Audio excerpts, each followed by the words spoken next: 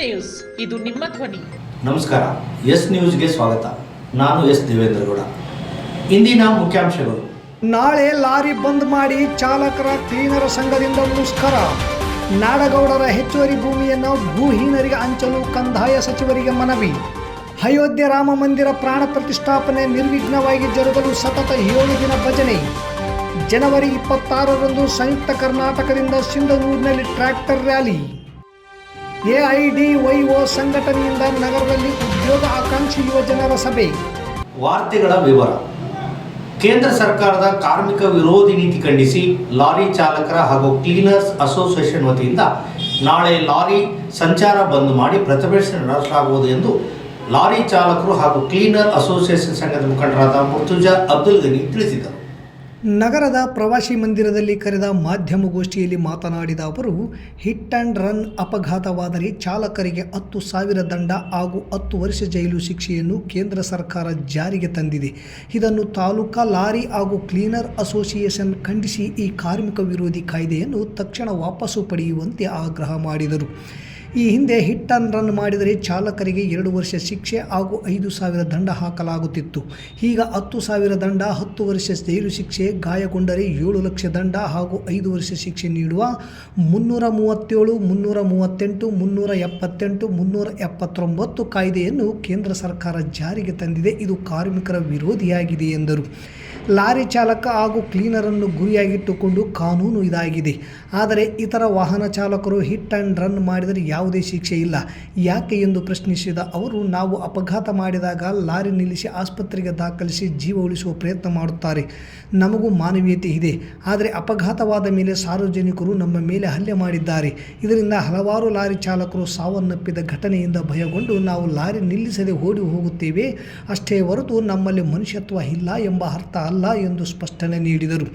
ನಾಳೆ ಬುಧವಾರ ಮುಂಜಾನೆ 10:30 ಗಂಟೆಗೆ ಎಪಿಎಂಸಿಯ ಗಣೇಶ್ ದೇವಸ್ಥಾನದಿಂದ ಲಾರಿ ಚಾಲಕರು ಹಾಗೂ ಕ್ಲೀನರ್ ಅಸೋಸಿಯೇಷನ್ ವತಿಯಿಂದ ತಹಸೀಲ್ದಾರ್ ಕಚೇರಿಯವರೆಗೆ ಪ್ರತಿಭಟನೆ ಮೆರವಣಿಗೆ ಮಾಡುವ ಮೂಲಕ ತಹಸೀಲ್ದಾರರಿಗೆ ಸರ್ಕಾರಕ್ಕೆ ಮನವಿ ಪತ್ರ ಸಲ್ಲಿಸಲಾಗುವುದು ಎಂದರು. ಲಾರಿ ಚಾಲಕರಾದ ಮುರ್ತುಜಾ, ಖಾಜಾ ಹುಸೇನ್, ಬಿ ಲಿಂಗಪ್ಪ, ಯಂಕಪ್ಪ ಕೆಂಗಲ್, ಹುಸೇನಿ, ಮೈಬೂಬ್ ಸೇರಿದಂತೆ ಇತರರು ಇದ್ದರು.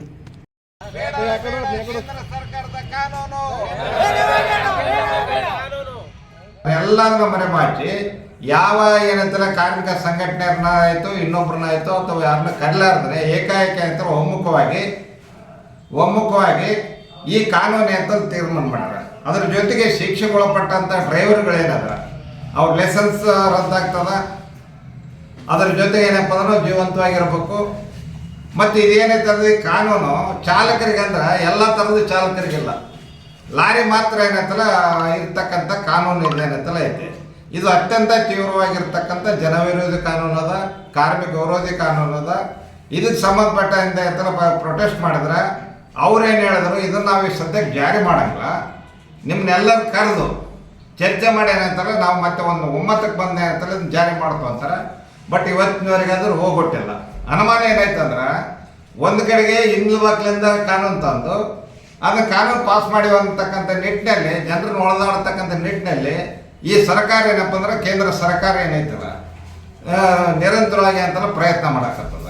ಇದನ್ನು ವಿರೋಧಿಸಿ ನಾಳೆ ಕರ್ನಾಟಕದಲ್ಲಿ ಅಂತಲ್ಲ 17ನೇ ತಾರೀಕಿಗೆ ಕರ್ನಾಟಕದ ಎಲ್ಲ ಲಾರಿ ಮಾಲೀಕರು ಆಯಿತು, ಇದು ಡ್ರೈವರ್ಸ್ ಆಯಿತು, ಕ್ಲೀನರ್ಸ್ ಆಯಿತು, ಒಂದು ದಿನದ ಮುಷ್ಕರ ಅಂತ ಮಾಡಿಕೊಂಡು ಇದಕ್ಕೆ ಹೋಗ್ಬಿಡದೆ ಇದ್ರೆ ನಿರಂತರವಾಗಿರ್ತಕ್ಕಂಥ ಹೋರಾಟ ಕಾರ್ಯಕ್ರಮ ಮಾಡ್ಬೇಕಂತೇಳಿ ಲಾರಿ ಮಾಲೀಕರು ಮತ್ತು ಡ್ರೈವರ್ಸ್ ಕ್ಲೀನರ್ಸ್ ಸಂಘದ್ದೇನೈತಲ್ಲ ಕರೆ ಕೊಟ್ಟಾರ.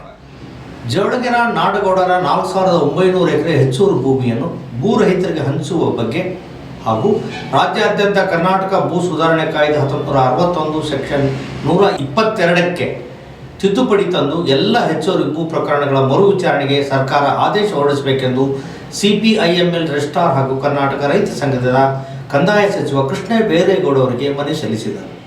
ಸಿಂಧನೂರು ಸರ್ವೆ ನಂಬರ್ 419 ಹಾಗೂ ಸುಲ್ತಾನ್ಪುರ ಸರ್ವೆ ನಂಬರ್ 186 ಸೇರಿದಂತೆ ತಾಲೂಕಿನ ಎಲ್ಲ ಹೆಚ್ಚುವರಿ ಭೂಮಿಯನ್ನು ಈಗಾಗಲೇ ಅರ್ಜಿ ಸಲ್ಲಿಸಿದ ಭೂ ರೈತರಿಗೆ ವಿತರಿಸಲು ಆದೇಶ ಮಾಡಿ ಜವಳಗೇರ ಭೂ ಪ್ರಕರಣ 17 ಘೋಷಣಾ ಪತ್ರಗಳು ಸೇರಿದಂತೆ ರಾಜ್ಯದ ಎಲ್ಲ ಹೆಚ್ಚುವರಿ ಭೂ ಪ್ರಕರಣಗಳ ಮರು ವಿಚಾರಣೆಗೆ ಅವಕಾಶ ಕಲ್ಪಿಸಲು ಕರ್ನಾಟಕ ಭೂ ಸುಧಾರಣೆ ಕಾಯ್ದೆ 1961 ಸೆಕ್ಷನ್ 122A ತಿದ್ದುಪಡಿ ತಂದು ದೇವರಾಜ್ ಅರಸು ಅವರ ಕನಸು ನನಸಾಗಿಸಬೇಕು.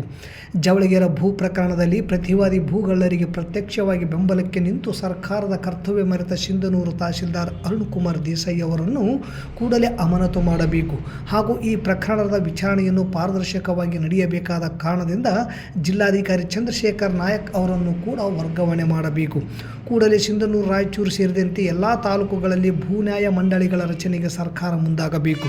ರಾಯಚೂರು ಜಿಲ್ಲೆಯ ನಾರಾಯಣಪುರ ಬಲದಂಡೆ ಸೇರಿದಂತೆ ರಾಜ್ಯದಲ್ಲಿ ಅನುಷ್ಠಾನಕ್ಕೆ ಬಂದ ನೀರಾವರಿ ಪ್ರದೇಶದಲ್ಲಿ ಹೆಚ್ಚುವರಿ ಭೂಮಿಗಳ ವಿಶೇಷ ವಿಚಾರಣೆಗೆ ಸರ್ಕಾರದ ಅಧಿಸೂಚನೆ ಹೊರಡಿಸಬೇಕು ಎಂದರು. ಈ ಸಂದರ್ಭದಲ್ಲಿ ರಾಜ್ಯ ಸಮಿತಿ ಸದಸ್ಯ ಎಂ ಗಂಗಾಧರ್, TUCI ಜಿಲ್ಲಾಧ್ಯಕ್ಷ ಜಿ ಅಮರೇಶ್, ತಾಲೂಕು ಕಾರ್ಯದರ್ಶಿ ಮಾಬುಸಾಬ್ ಬೆಳ್ಳಟ್ಟಿ, ಜಿಲ್ಲಾ ಸಮಿತಿ ಸದಸ್ಯ ಅಜೀಜ್ ಜಾಗೀರ್ದಾರ್, ಕರ್ನಾಟಕ ರೈತ ಸಂಘದ ತಾಲೂಕು ಅಧ್ಯಕ್ಷೆ ಅಂಬಮ್ಮ ಬಸಾಪುರ್, ಉಪಾಧ್ಯಕ್ಷ ಹನುಮಂತಪ್ಪ ಗೋಡಿಯಾಳ್ ಇದ್ದರು.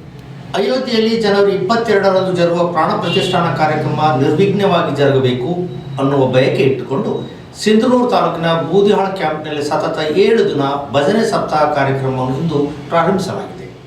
ಜನವರಿ 22ರ ತನಕ ನಿರಂತರವಾಗಿ ಅಖಂಡ ಜ್ಯೋತಿಯನ್ನು ಬೆಳಗಿಸಲು ಹಾಗೂ ತಾಲೂಕಿನ 33 ಕ್ಯಾಂಪ್ಗಳ ಭಜನಾ ಮಂಡಳಿಗಳು ಸತತ 7 ದಿನವೂ ನಡೆಯುವ ಭಜನಾ ಕಾರ್ಯಕ್ರಮದಲ್ಲಿ ಭಾಗವಹಿಸಲಿವೆ.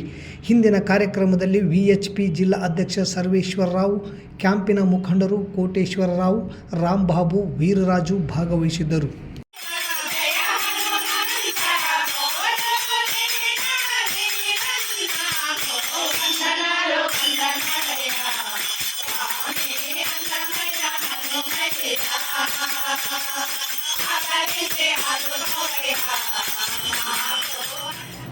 ಮೂರು ಕೃಷಿ ಕಾನೂನು ಹಿಂಪಡೆದು MSP ಜಾರಿ ಮಾಡಲು ಕಮಿಟಿ ರಚನೆ ಮಾಡಿದ ಕೇಂದ್ರ ಸರ್ಕಾರ ಇನ್ನೂವರೆಗೂ ಯಾವುದೇ ಕ್ರಮ ಜರುಗಿಸಿಲ್ಲ.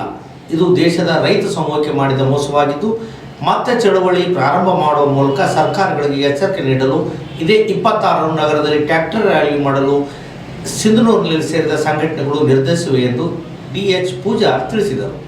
ಇಂದು ಸಿಂಧನೂರಿನ ಪ್ರವಾಸಿ ಮಂದಿರದಲ್ಲಿ ಸೇರಿದ್ದ ಸಭೆಯಲ್ಲಿ ಸಮಗ್ರವಾಗಿ ಚರ್ಚೆಯಾಗಿ ಈಗಾಗಲೇ ಎಲ್ಲ ರೈತ ಹಾಗೂ ಕಾರ್ಮಿಕ ಸಂಘಟನೆಗಳ ನೇತೃತ್ವದಲ್ಲಿ ರಾಯಚೂರಿನಲ್ಲಿ ಜನವರಿ 26ರಂದು ಟ್ರ್ಯಾಕ್ಟರ್ ರ್ಯಾಲಿ ನಡೆಸಲು ಸಂಘಟನೆ ತೀರ್ಮಾನಿಸಿದ್ದು, ಅದರ ಭಾಗವಾಗಿ ಸಿಂಧನೂರಿನಲ್ಲಿರುವ ಸಂಘಟನೆಯ ಮುಖಂಡರು ಸಿಂಧನೂರು ನಗರದಲ್ಲಿ ಟ್ರ್ಯಾಕ್ಟರ್ ರ್ಯಾಲಿ ಮಾಡಲು ನಿರ್ಧರಿಸಿದ್ದು, ಅಂದು ಕನಿಷ್ಠ 50 ಟ್ರ್ಯಾಕ್ಟರ್ ಹಾಗೂ ಬೈಕ್ ಮೆರವಣಿಗೆ ನಡೆಸುವುದು ಎಂದು ಸಭೆಯಲ್ಲಿ ತೀರ್ಮಾನವಾಗಿದ್ದು, ಕಾರ್ಯಕ್ರಮ ಯಶಸ್ವಿಗೆ ಬಸವರಾಜ್ ಅಂಚಿನಾಳ್, ರಮೇಶ್ ಪಾಟೀಲ್ ಬೇರ್ಗಿ, H ವಿರೂಪಾಕ್ಷಗೌಡ ಕಲ್ಲೂರ್, ನಾಗರಾಜ್ ಪೂಜಾರ್, DH ಕಂಬಳಿ, ಚಂದ್ರಶೇಖರ್ ಗೊರೆಬಾಳ್ ಅವರನ್ನೊಳಗೊಂಡ ಸಂಚಾಲನಾ ಸಮಿತಿ ರಚಿಸಲಾಯಿತು.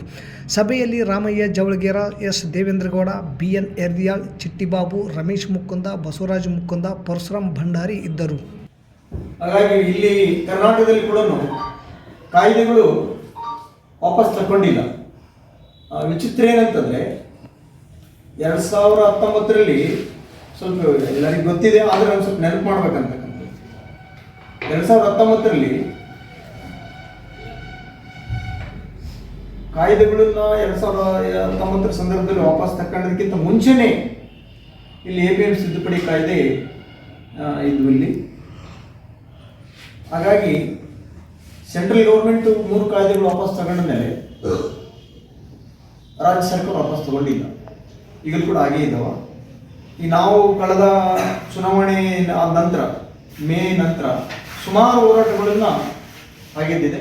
AIDYO ಅವರ ನೇತೃತ್ವದಲ್ಲಿ ಸಿಂಧನೂರು ನಗರದ ಸಾರ್ವಜನಿಕ ಉದ್ಯಾನದಲ್ಲಿ ಉದ್ಯೋಗಾಕಾಂಕ್ಷಿಗಳ ಯೋಜನಾ ಸಭೆ ನಡೆಸಲಾಯಿತು. ಈ ವೇಳೆ ಜನವರಿ 18ರಂದು ಬೆಂಗಳೂರಿನ ಫ್ರೀಡಂ ಪಾರ್ಕ್ನಲ್ಲಿರುವ ರಾಜ್ಯ ಮಟ್ಟದ ಧರಣಿಯಲ್ಲಿ ಹೆಚ್ಚಿನ ಸಂಖ್ಯೆಯಲ್ಲಿ ಭಾಗವಹಿಸಲು AIDYO ಜಿಲ್ಲಾಧ್ಯಕ್ಷರಾದ ಚನ್ನಬಸವ ಜಾನೇಕಲ್ ಧರಣಿಯ ಪೋಸ್ಟರ್ ಬಿಡುಗಡೆ ಮಾಡಿ ಕರೆ ನೀಡಿದರು. ಕೇಂದ್ರ ಮತ್ತು ರಾಜ್ಯದ ವಿವಿಧ ಇಲಾಖೆಗಳಲ್ಲಿರುವ ಖಾಲಿ ಹುದ್ದೆಗಳನ್ನು ಭರ್ತಿ ಮಾಡಬೇಕು ಹಾಗೂ ನೇಮಕಾತಿಯಲ್ಲಿನ ಭ್ರಷ್ಟಾಚಾರವನ್ನು ನಿರ್ಮೂಲನೆ ಮಾಡಬೇಕು ಎಂದು ಒತ್ತಾಯಿಸಿದರು.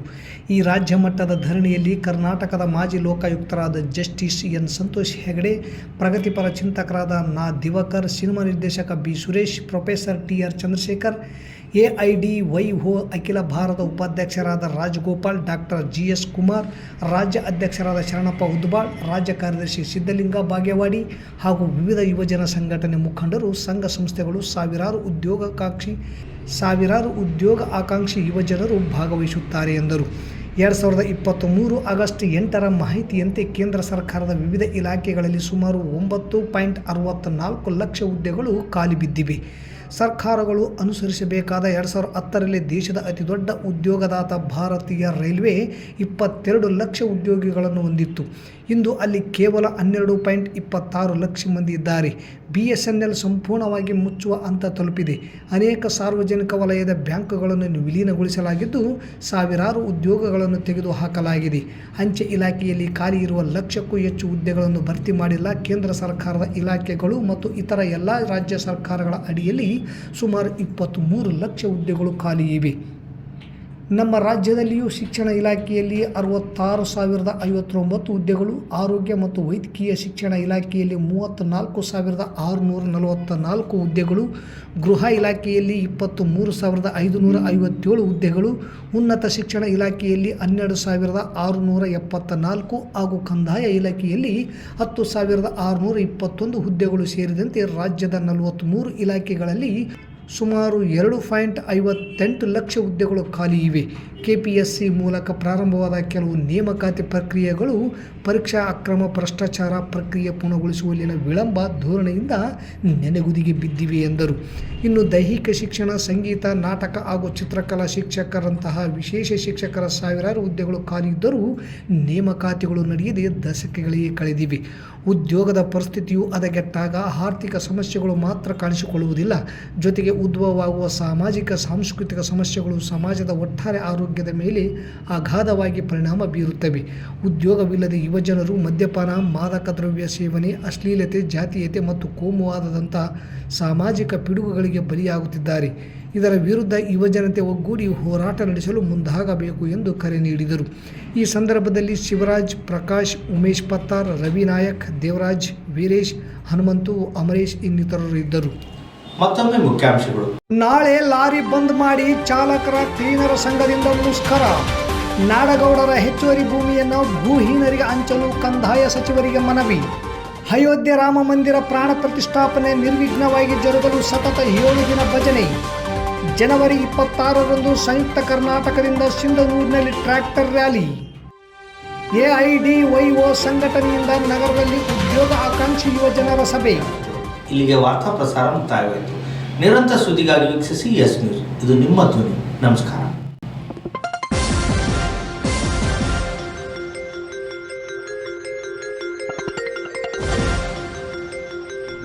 ಎಸ್ ನ್ಯೂಸ್, ಇದು ನಿಮ್ಮ ಧ್ವನಿ.